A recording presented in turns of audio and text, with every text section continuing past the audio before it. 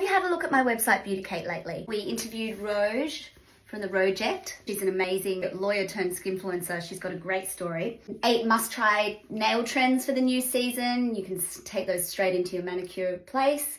Spring Wellness Reboot, where I've interviewed Monique Ashner, who's a naturopath nutritionist and a skin therapist. So she talks us through common spring complaints, how to tackle them from a wellness, nutrition, supplement perspective.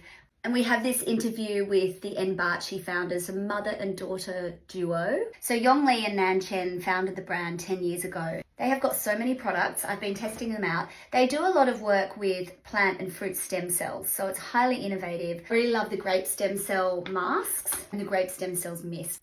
For those of you who don't know, Beauticate is my website. I've had it for 10 years next year. I was a journalist working in magazines and I wanted to create a beauty website that demystified the world of beauty, but was also a little bit voyeuristic. So we go inside the homes and beauty bags of influential and inspiring people.